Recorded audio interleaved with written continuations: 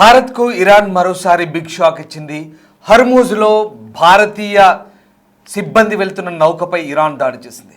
Oman తీర సమీపంలోని Togo దేశ జెండాతో వెళ్తున్నటువంటి చమురు నౌకపై ఐఆర్జీసీ పలు రౌండ్లు కాల్పులు జరిపింది. నౌకలో భారతీయ సిబ్బంది ప్రయాణిస్తున్నారు.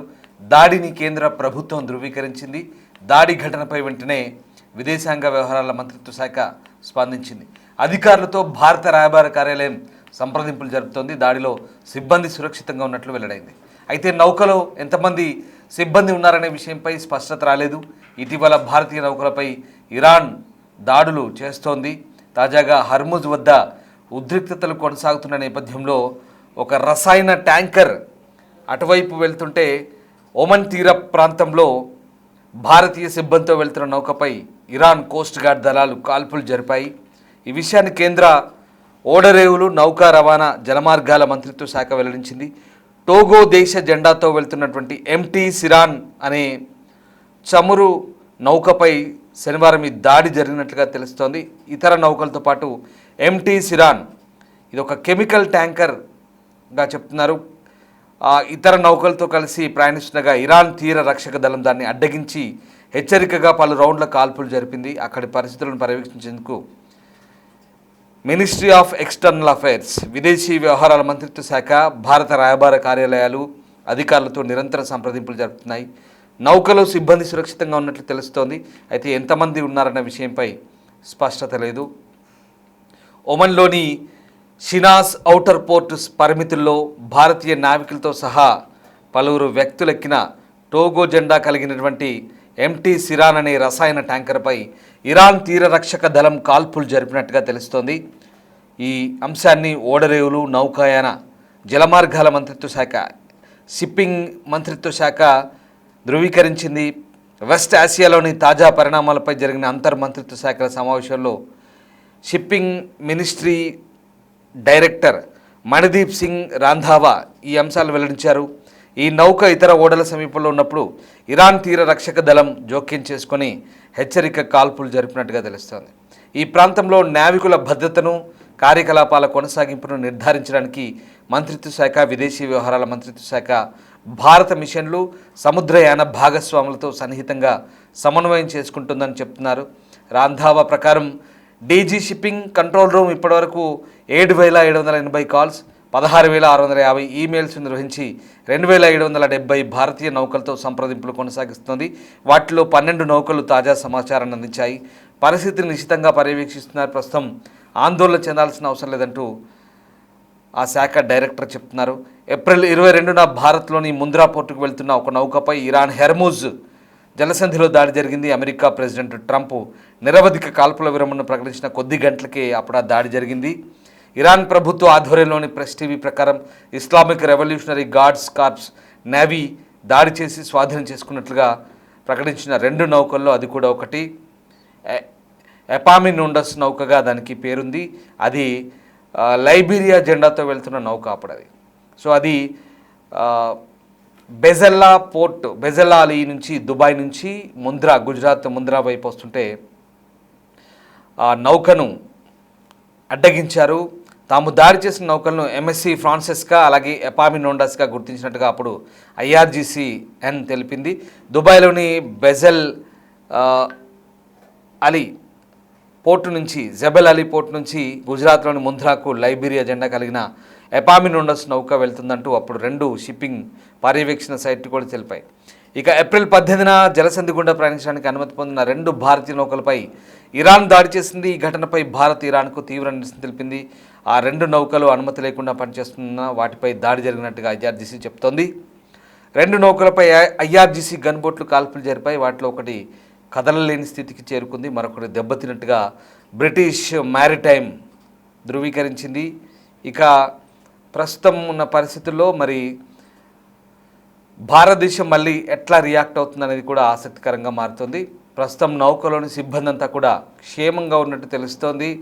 ఒమన్ తీరంలో మళ్ళీ టెన్షన్ క్రియేట్ అయింది. భారత సిబ్బంది ఉన్న కెమికల్ ట్యాంకర్పై ఇరాన్ దాడి చేసిన వార్తకు సంబంధించిన దృశ్యాలు ప్రస్తుతం మనం చూస్తూ ఉన్నాం. ఒమన్ తీరంలో ప్రయాణిస్తున్న ఓ కెమికల్ ట్యాంకర్పై ఇరాన్ కోస్ట్ గార్డ్ దళాలు దాడి జరిపాయి. ఈ నౌకలో 12 మంది భారతీయ సిబ్బంది ఉన్నట్లుగా కేంద్ర షిప్పింగ్ మినిస్ట్రీ ధృవీకరించింది. ఏప్రిల్ 25న జరిగిన ఈ ఘటన ఆలస్యంగా వెలుగులోకి వచ్చింది. టోగో దేశ జెండాతో ప్రయాణిస్తున్న ఎంటీ సిరాన్ అనే కెమికల్ ట్యాంకర్ ఒమన్లోని షినాజ్ పోర్టు పరిమితికి సమీపంలో ఇతర నౌకలతో కలిసి వెళ్తుంది. ఆ సమయంలో ఇరాన్ కోస్ట్ గార్డ్ ఒక్కసారిగా హెచ్చరిక కాల్పులు జరిపింది. ఈ దాడిలో ఆ నౌకలోని భారతీయ సిబ్బంది ప్రాణాపాయం నుంచి తుట్టిలో తప్పించుకున్నారు. ఈ ఘటనపై కేంద్ర ఓడరేవుల మంత్రిత్వ శాఖ డైరెక్టర్ మన్దీప్ సింగ్ విలేకరులతో ఈ అంశాలను వెల్లడించారు. ఇక ప్రస్తుతం సిబ్బంది అంతా సురక్షితంగా ఉన్నారని కేంద్ర విదేశాంగ మంత్రిత్వ శాఖ అలాగే ఇండియన్ ఎంబసీలు ఇతర అధికారులు కాన్సులేట్ అధికారులు సమన్వయం చేసుకుంటూ పరిస్థితిని గమనిస్తున్నట్టుగా చెప్తున్నారు. ముఖ్యంగా సముద్ర ప్రయాణాల్లో భారత నావికుల భద్రతకు ప్రభుత్వం కట్టుబడిందంటూ రంధావా స్పష్టం చేస్తున్నారు. ఇక నిజానికి ఇరాన్ దళాలు భారతీయ నౌకలపై దాడులు చేయడం ఇది మొదటిసారేం కాదు. గతంలో కూడా IRGC 2 భారత నౌకలపై దాడులు చేసింది.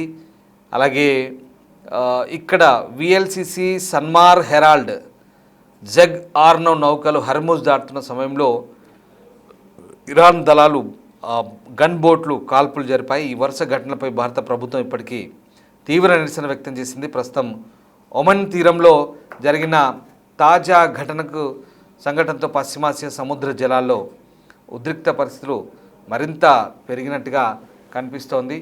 ఇక ఈ నేపథ్యంలో ప్రస్తుతం ఈ ఘటనకు సంబంధించి భారత ప్రభుత్వం ఏ రకంగా స్పందిస్తుందన్నది వేచి చూడాల్సింది.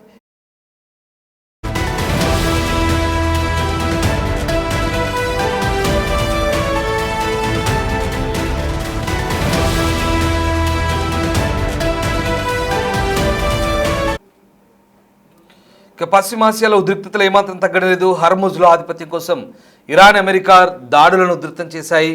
తాజాగా ఒమన్ తీరంలో భారతీయ సిబ్బంది నౌకపై ఇరాన్కు చెందిన కోస్ట్ గార్డ్ సైన్యం కాల్పులు జరిపింది. ఇక ఈ సమయంలో నౌకలో 17 మంది భారతీయులన్నట్లు తాజాగా తెలుస్తోంది. ఈ విషయాన్ని సీనియర్ ప్రభుత్వ అధికారులు వెల్లడించారు. చిరాన్ 7 అనే కెమికల్ ట్యాంకర్పై ఇరాన్ సైన్యం ముందుగా కాల్పులు జరిపినట్టుగా షిప్పింగ్ మంత్రిత్వ శాఖ అధికారి డైరెక్టర్ ధృవీకరిస్తున్నారు. హర్మూజ్ జలసంధికి సౌత్ ఈస్ట్లో ప్రస్తుతం ఈ నౌక ఉంది. ఉద్రిక్తతలు ఏ స్థాయిలో ఉన్నాయో మరోసారి ఈ కాల్పులు స్పష్టం చేస్తున్నాయి.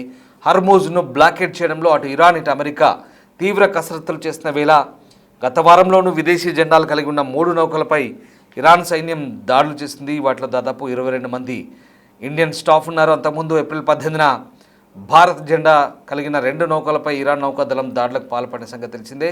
ఇక అమెరికా సైన్యం ఇరాన్ చెందిన చమురు ట్యాంకర్లను స్వాధీనం చేసుకోవడానికి ప్రతీకారంగా ఇరాన్ ఈ దాడులకు పాల్పడుతున్నట్టుగా స్పష్టమవుతోంది.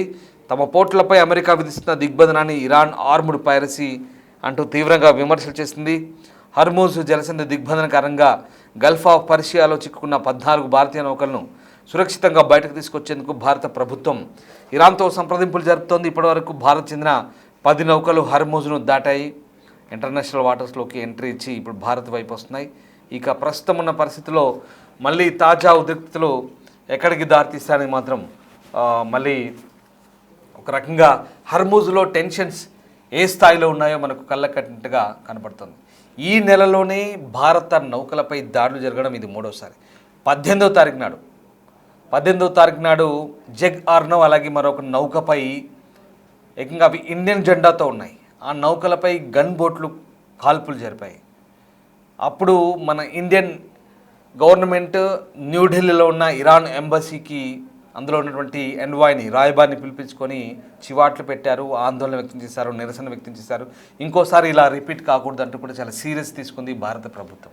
దాని తర్వాత 22వ తారీఖు నాడు లైబీరియా జెండాతో ఉన్న ఎపామినోండస్ నౌక అది గుజరాత్ జబెల్ అలీ పోర్ట్ నుంచి ముంద్రా వైపు వస్తుంది, గుజరాత్ వైపు.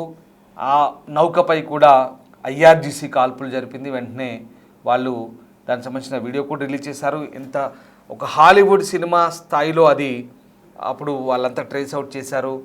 తర్వాత మన ఇండియన్ కోస్ట్ గార్డ్ చెందినటువంటి ఆ సిబ్బంది ఎవరైతే ఉన్నారో మీ లిస్టులో మా పేరుంది, మాపై ఎందుకు కాల్పులు జరుపుతున్నారు సెపా అంటూ 2-3 సార్లు అరిచిన ఆడియో కూడా బయటకు వచ్చింది.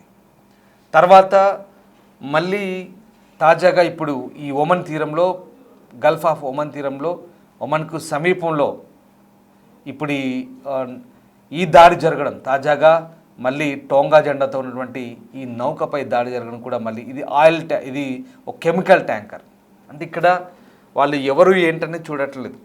ఒకవేళ వాళ్ళ జలాలను అంటే హర్మూజ్ నుంచి క్రాస్ చేయాలనుకున్నా లేదా మళ్ళీ వెనక్కి వెళ్ళాలనుకున్నా ఐఆర్జీసీ నేవీ ఏదైతే ఉందో విచక్షణారహితంగా కాల్పులు జరుగుతుంది, హెచ్చరిక కాల్పులు అవి. సో దీంతో అక్కడ ఎవరు ఏంటని చూడడం లేదు. పరిస్థితి ఎట్లా ఉందో మనం అర్థం చేసుకోవచ్చు. ఓవైపు ఇరాన్, ఓవైపు అమెరికా బ్లాకేట్ చేస్తూ హర్మూజ్ పైన ఆధిపత్యానికి తెరలేపుతున్నాయి.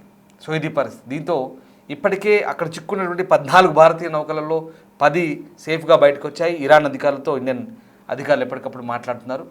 అవి ఇప్పుడు ప్రస్తుతం ఆ 10 నౌకలు హర్మూజ్ను క్రాస్ చేసి ఇంటర్నేషనల్ వాటర్స్లోకి వచ్చే కొన్ని తీరానికి దగ్గరలో ఉన్నాయి.